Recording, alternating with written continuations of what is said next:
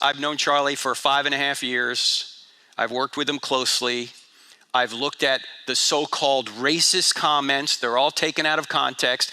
People don't know what they're talking about. When Charlie had a white supremacist in one of his meetings, he threw the guy out. Okay? Yeah. So it's nonsense that Charlie Kirk was a racist. And when people say stuff like that, you know the tactical questions. What do you mean by that? And what evidence do you have for that position? It works better with strangers than your mom. Yeah, I know. It's hard with family. Okay? Yeah. What you might ask is this. Have you investigated this? And if you have, show me the evidence. And if you're wrong, should you be doing this? Because you know, there's a lot of people online right now making accusations. My friend Mikey McCoy is getting death threats now. Mikey McCoy, I'm getting what appear to be death threats too. You never know what could happen to you.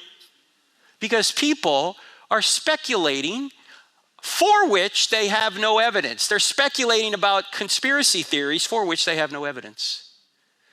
So I think maybe you can appeal to their conscience a little bit by asking them questions.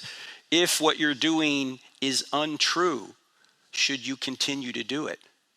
What evidence do you have for this claim? What evidence do you have for this accusation?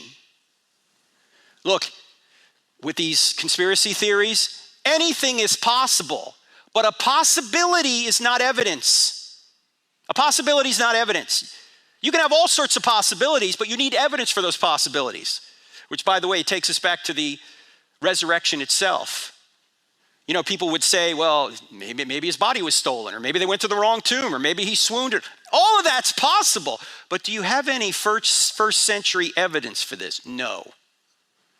So I would be asking about evidence. Now, look, sometimes, especially with family, I've had discussions with family members of mine, extended family. I ask them a direct question. If Christianity were true, would you become a Christian? Won't answer the question. No, the problem with the progressive church, they think they're Christian, but they treat the Bible like a buffet. Yeah. Well, this one person emailed me or texted me back and said, why do you ask such a question? I had to do with a question about their two issues were abortion and same-sex marriage.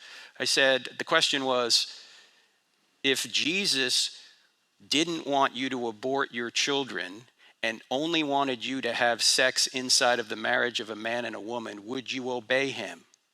Why do you ask such a question? Because it shows who your true gods are.